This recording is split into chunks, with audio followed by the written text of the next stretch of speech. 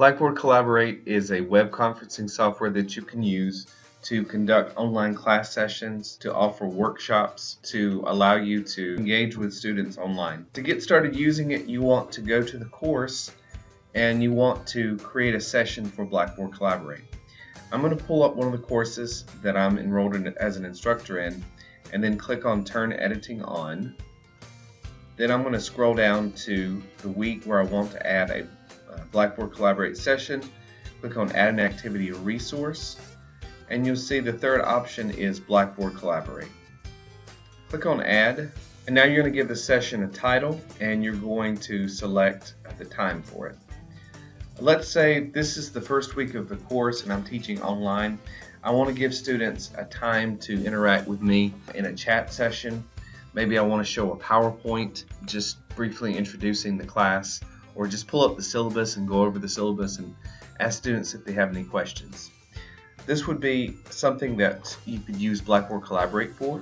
First, I need to give the session a title, so I'm going to call it Introduction to this course. You'll also notice that you can select when the session begins and ends. If you want to see all the options you have, you want to click on Expand All. And then you can select, for example, what students can see it. Let's say you want to have a session with a specific group of students. You can actually add a group of students. You can add activity completion so students can check if they have completed the assignment on their Moodle. You can set it up to record.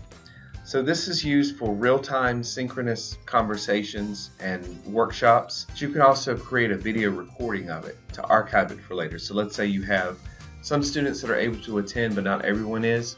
You could actually go back and record the session and share it with students who weren't able to attend it. You can select the number of talkers in this session. If you want to have just one person talking at a time, or if you want to allow multiple people in the group, or if you want to allow multiple people in the class to talk at once, you can select up to 6. And you can also attach a grade to it. So let's say you're going to give students a participation grade. You need to set it up in the grade book, and then you could go back in the session and you can assign a grade to it. When you've set everything up, you want to press Save and Display, and now you see a link here. It says Introduction to this course, join this session. So when students go to the home page, they'll be able to see a link and they'll click on the link. They can join the session here, or they can call in. Do note that every time that you use Blackboard Collaborate, you're going to have a different call-in number and a different PIN. So don't assume that this will be the same dial-in number in the future. You can also moderate the event by dialing in yourself.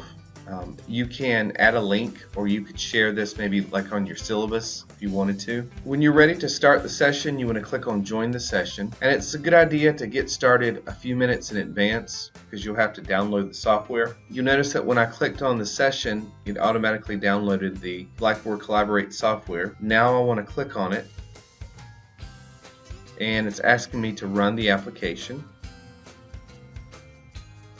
And now I'm ready to start moderating the event. Since I selected manual recording in the settings, I could go and I could actually start a recording and have the entire session saved as a video file. In the next video, I'm going to show you how to moderate the session, how to use the controls, and also how to save the recording for future viewing.